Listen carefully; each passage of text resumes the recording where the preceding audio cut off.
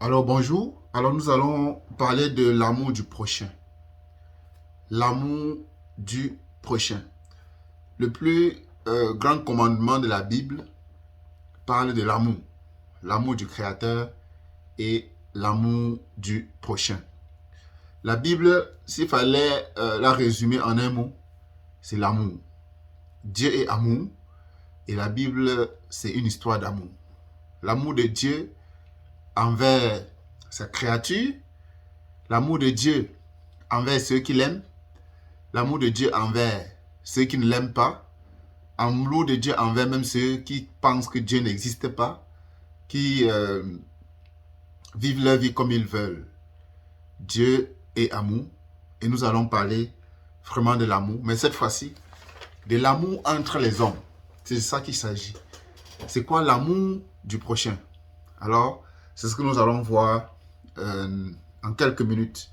Nous allons lire un passage biblique, vous savez, un enseignement est soutenu, lorsqu'un enseignement est soutenu par la parole de Dieu, cela inspire la crédibilité et la véracité, la vérité qu'il y a autour du thème.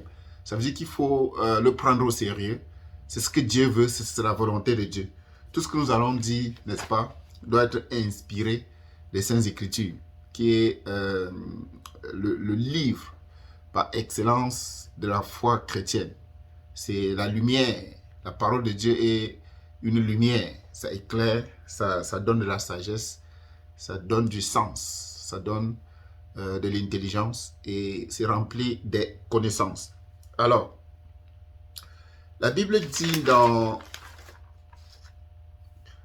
Somme 124, verset 1, « À l'Éternel la terre et ce qu'elle renferme, le monde et ceux qui l'habitent. » Ce texte nous fait comprendre que tout ce qui est dans le monde appartient à l'Éternel, le Créateur. Dieu a créé toutes choses et toutes choses là lui appartiennent. En particulier, les êtres humains. Tu as été créé par Dieu. Moi, j'ai été créé par Dieu. Nous ne sommes pas le fruit du hasard. Nous ne sommes pas le fruit du Big Bang, comme les gens pensent, n'est-ce pas, de la génération spontanée, comme certains scientifiques très sages, mais qui sont un peu comme des fous pour Dieu, disent, nous sommes le fruit, n'est-ce pas, nous sommes le produit d'un architecte qui est le créateur de l'univers, qui est Dieu, le créateur. Et Somme 139, verset 14, dit ceci, « Je te loue de ce que je suis une créature merveilleuse, tes œuvres sont admirables et mon âme le reconnaît bien. » Alors, qu'est-ce qu'il faut connaître, entendre, qu'est-ce qu'il faut retenir de ce verset? C'est que toi et moi, nous sommes la propriété de Dieu, la créature divine, le créateur du ciel et de la terre et tout ce qui s'y trouve, c'est Dieu. Et ce verset nous révèle que nous sommes le chef-d'œuvre de Dieu, une créature merveilleuse de l'Éternel. Je me réjouis de ce que je suis une créature merveilleuse. Tes œuvres sont admirables et mon âme le connaît bien. Tu es une créature admirable, toi qui m'écoutes, de l'Éternel. Tu as de la valeur aux yeux de Dieu. Peut-être les hommes ont souvent l'habitude de te négliger. Alors, tu es une personne extraordinaire pour le Créateur. Tu es son chef-d'œuvre. Tu es ce que Dieu a créé de plus précieux, n'est-ce pas? De plus complexe. Mais le Seigneur a réussi à te créer et tu as de la valeur. Tu es admirable. Tu es une créature merveilleuse. Lorsque les gens te voient, les gens qui connaissent la valeur de l'être humain, les gens qui craignent Dieu, ils louent le Seigneur. Ils exaltent le Créateur qui t'a créé. Parmi les gens que tu as créés, d'autres sont grands de taille, comme moi. D'autres ont une taille courte. D'autres sont un peu côtelés, costaudes. D'autres personnes sont minces. D'autres sont arquées. D'autres sont mabongo. D'autres ont des formes différentes. Toutes ces formes-là, c'est Dieu qui a voulu que ce soit ainsi, n'est-ce pas? Toute cette variété constitue la richesse et la beauté de la création que Dieu a faite. Quelle que soit la forme de ton corps, quelle que soit, n'est-ce pas, la taille de ton corps, quel que soit ton poids, tu es une créature merveilleuse. Cela n'enlève rien au fait que tu es une créature merveilleuse et cela ne diminue rien du fait que tu es une créature Mais cela n'augmente rien. On ne peut pas augmenter quelque chose sur ce que Dieu a fait. Ce que Dieu a fait est parfait. Il n'y a pas de modification sur ce que Dieu fait. Je veux déjà que tu comprennes que l'être humain, Dieu nous demande de nous aimer les uns des autres parce que nous avons de la valeur. Alors, quel est le verset qui nous introduit, n'est-ce pas, et qui nous recommande d'aimer les uns les autres? Les disciples ont demandé à Jésus un jour quel est le plus grand commandement. On dit commandement. Il leur a répondu dans Jean 10, verset 27. Il leur répondit, c'est Jésus-Christ qui parle ici. Tu aimeras le Seigneur ton Dieu de tout ton cœur, de toute ton âme, de toute ta force, de toutes tes pensées, toute ta pensée, et tu aimeras ton prochain comme toi-même. Ça, c'est le deuxième commandement qui lui est semblable. Ce que Jésus-Christ avait dit. Tu aimeras ton Dieu de tout ton cœur, de toute ton âme, de toute ta pensée, de toutes tes forces. Et tu aimeras ton prochain comme toi-même. Alors, nous n'allons pas parler de l'amour de Dieu aujourd'hui. Nous allons nous concentrer sur l'amour du prochain. Aimer son prochain. Et 1 Jean 4, verset 20 dit, si quelqu'un dit j'aime Dieu et qu'il haïsse son frère, c'est un menteur. Car celui qui n'aime pas son frère qu'il voit, comment peut-il aimer Dieu qu'il ne voit pas? Voyez-vous, pour l'amour du prochain, n'est-ce pas? C'est l'amour de... Ça, c'est la manifestation, je dirais, de l'amour du Créateur. Quand tu montres que tu aimes Dieu, tu le montres à travers ton semblable. Parce que Dieu est esprit, on ne le voit pas. Et c'est à travers ton prochain, la personne qui est ton semblable, que tu exprimes ton amour pour ce que Dieu a créé. Alors, l'amour du prochain, c'est quelque chose d'important pour le Seigneur. Est-ce que tu as l'habitude de dénigrer les êtres humains, d'insulter les êtres humains, de dire des gens ce qu'ils ne sont pas, ou alors ce qu'ils sont? Est-ce que le simple fait qu'une personne ait volé, ou alors même tué, suffit pour qu'on déteste cette personne? Dieu nous demande d'aimer notre prochain comme nous-mêmes. Alors, nous ne devons pas confondre une personne et son acte qu'il a commis, et son attitude. On ne doit pas lutter, n'est-ce pas, contre l'être humain. On doit lutter contre le mauvais habitude qu'il a, le mauvais caractère. L'amour du prochain va au-delà de ce que la personne fait, de ce que la personne est. On l'aime tout simplement parce que c'est le fruit de Dieu, c'est le produit de Dieu. C'est une belle créature de Dieu. Je dois l'aimer, quoi qu'il ait fait, quelle que soit sa tribu, quelle que soit sa race, quelle que soit sa religion, quel que soit son courant de pensée politique, on doit aimer les êtres humains, tout simplement. La Bible dit, car nous n'avons pas à lutter contre la chair et le sang, mais contre les dominations, contre les autorités, contre les princes de ce monde, des ténèbres, contre les esprits méchants dans les lieux célestes. Ça, c'est Éphésiens 6, verset 12. Alors, ce verset nous précise que notre lutte, notre haine ne devrait pas être contre la chair et le sang, c'est-à-dire contre mon semblable. Il n'y a aucune raison pour détester un être humain. Je dis quoi qu'il ait fait. On devrait aimer les êtres humains tels qu'ils sont. Alors, Dieu nous rappelle ici qu'est-ce que nous devons haïr. Nous devons lutter contre le mauvais esprit, contre les esprits méchants. Si une personne est méchante, on doit lutter contre la méchanceté et non contre la personne. On doit lutter contre la méchanceté de la personne et on doit aimer la personne. Et pour lutter contre la méchanceté, il faut rappeler à la personne que tu es une bonne personne, mais tu as exercé la méchanceté. Ce que tu as fait n'est pas bien. Prochainement, ne le fais plus. Il ne faut pas détester l'être humain, la créature de Dieu. Il ne faut pas haïr un être humain.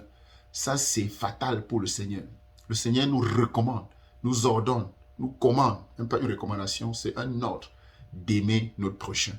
Et toute la bénédiction du monde, toute la bénédiction que nous pouvons avoir se trouve la manière dont nous traitons notre semblable.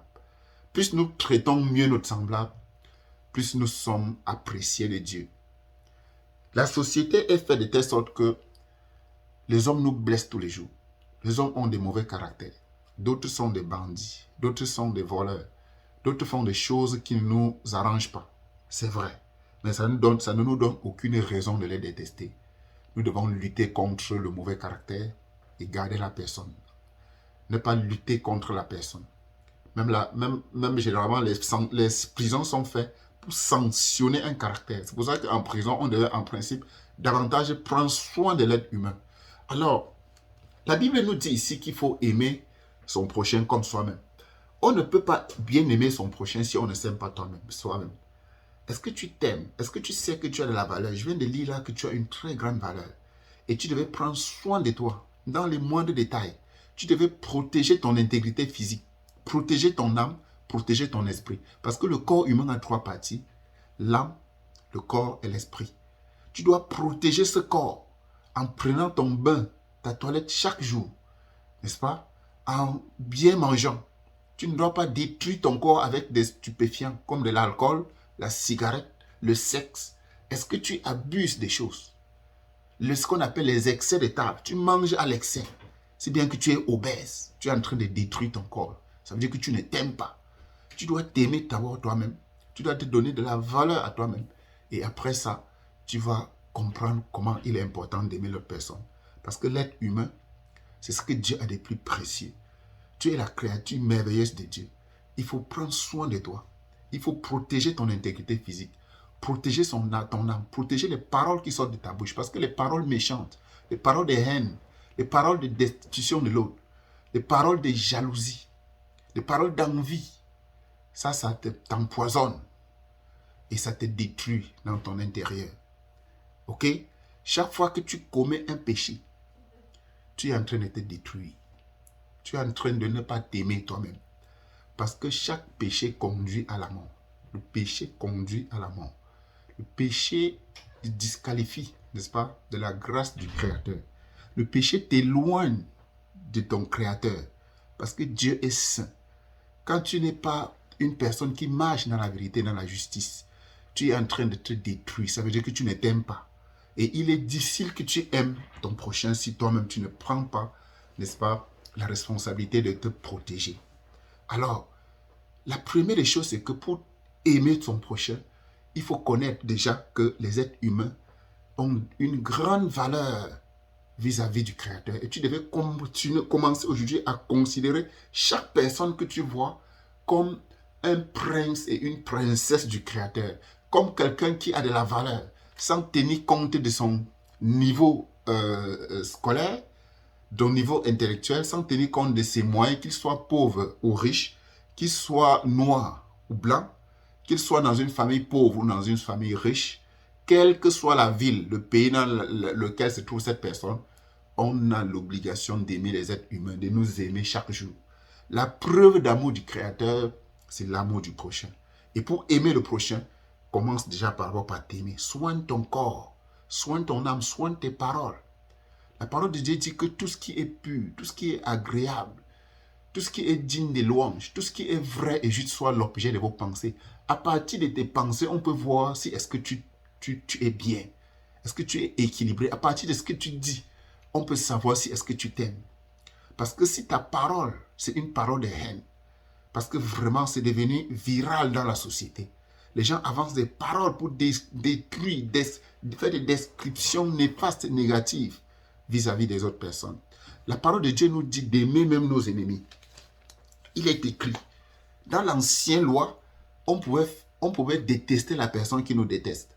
Mais Jésus-Christ, qui est le prince des paix, qui nous a apporté, il nous a sorti des ténèbres vers la lumière, nous a donné une recommandation forte, riche d'amour. Mais, moi je vous dis, ça c'est Matthieu 5, verset 44, aimez vos ennemis, bénissez ceux qui vous haïssent, priez pour ceux qui vous maltraitent et vous persécutent. Voyez-vous, même celui qui te déteste, il est parfois très facile d'aimer la personne qui nous aime. Parce que l'amour peut répondre à l'amour. Mais l'amour, pour que l'amour réponde à la haine, il faut que tu comprennes cette leçon et que tu impliques ça dans ton cœur. Il faut que tu demandes à Dieu de transformer ton cœur, pour te donner un cœur d'amour. Que tu neutralises de ton cœur toute trace de haine. La haine est contraire, n'est-ce pas, au plan que Dieu a pour ta vie. Dieu ne t'a pas créé pour haïr. Dieu t'a donné un cœur pour aimer. Et si dans ton cœur, tu as cédé la place, n'est-ce pas, à l'esprit de haine, l'esprit de division, l'esprit méchant, l'esprit de colère, alors l'amour va foutre le camp. L'amour va disparaître de ton cœur et tu dois être une personne amère. Et tu seras en train de t'auto-détruire. T'auto-détruire. La parole de Dieu dit aussi dans, oui, dans Galates 6, verset 7, ne vous y trompez pas. On ne se moque pas de Dieu. Ce qu'un homme aura semé, il le moissonnera aussi. Tout ce que tu auras sémé, tu vas le moissonner. La semence, n'est-ce pas, ce sont nos actions de chaque jour. Quand tu parles, tu es en train de semer. Quand tu regardes, tu es en train de semer. Quand tu écris, tu es en train de semer. Tout ce que tu fais, ça doit être compté. Ça compte, n'est-ce pas, dans ton compte devant le Seigneur. Si tu es une personne qui bénit les autres, alors tu vas recevoir, tu vas récolter la bénédiction en abondance. Donc tu sais que la production, la semence ne donne pas seulement ce que tu as sémé. La semence grandit toujours en se multipliant. Quand tu sèmes une graine de maïs, cela ne sort pas une graine de maïs, ça sort plusieurs épis avec plusieurs graines. Donc lorsque tu sèmes la paix, tu vas récolter la paix. Et plus que la paix, tu seras appelé fils de Dieu. Heureux ceux qui procurent la paix, ils seront appelés fils de Dieu. La parole de Dieu nous demande d'aimer l'autre. Et avant d'aimer, commence déjà d'abord par t'aimer.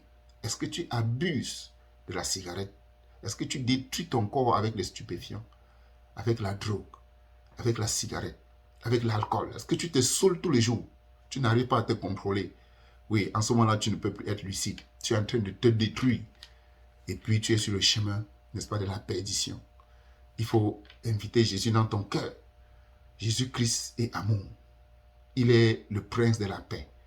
Jésus-Christ seul est capable, n'est-ce pas, de te guider et de t'apprendre comment te donner un cœur qui est capable d'aimer, qui est capable de surmonter le mal par le bien, d'aimer ceux-là qui t'aiment, d'aimer ceux qui ne t'aiment pas, d'aimer même ceux-là qui te déclarent la haine. Tu es obligé de les aimer. Parce que l'amour, n'est-ce pas, est la résultante, n'est-ce pas, de l'élément de la perfection. Quand tu aimes, tu as accompli toute la loi. Alors, dans cette petite vidéo, il était question de comprendre l'importance d'aimer son prochain.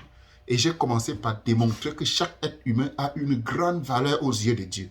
Ne te dénigre plus. Tu es précieux pour le Seigneur.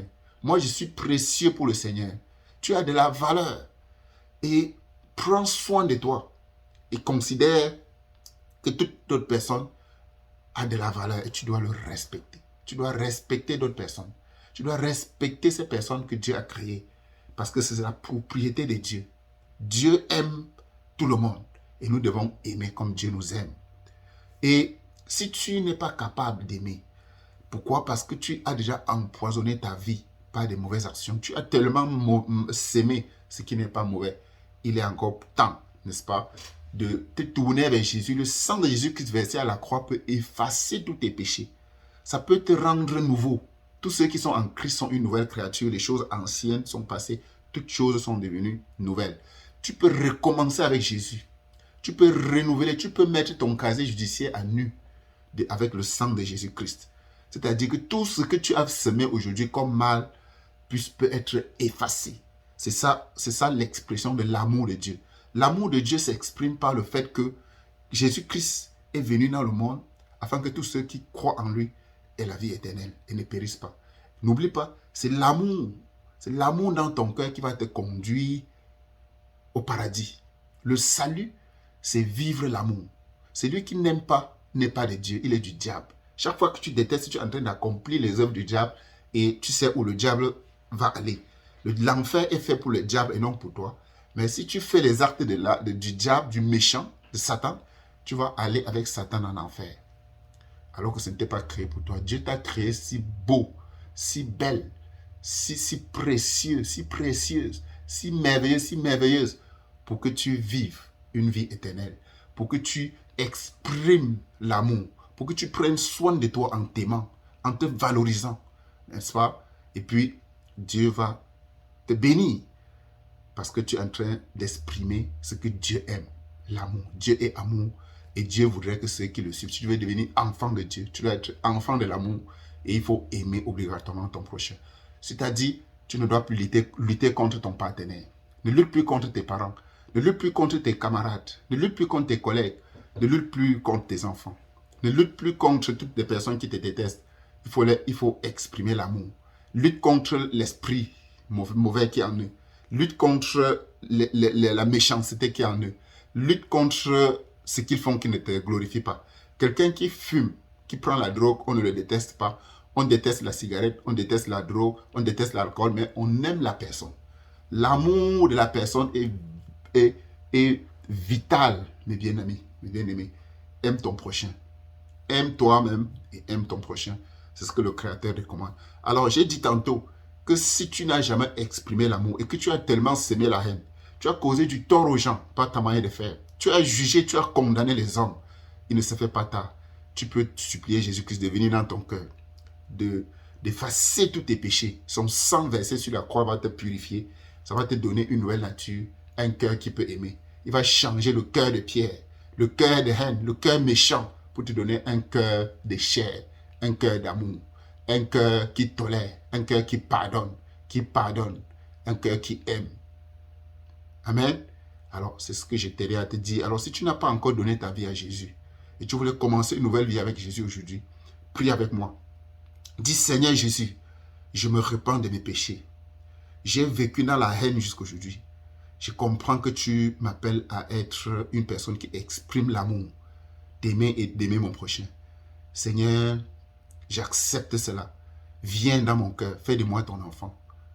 Je confesse que Jésus-Christ est mon Seigneur et mon Sauveur. Papa, viens dans mon cœur, pardonne mes péchés et donne-moi la grâce de se suivre chaque jour. Je prends l'engagement de vivre une vie d'amour. L'amour de mon Créateur et l'amour de mon prochain, comme moi-même je dois m'aimer. Au nom de Jésus-Christ. Amen. Alors, si tu as fait cette prière, gloire et louange au Seigneur, tu es né de nouveau. Jésus-Christ va te donner un nouveau cœur, si tu es vraiment sincère, et tu vas commencer à aimer. Aimer contre toute expérience, aimer contre toute adversité. Ok? Merci infiniment. Bye bye.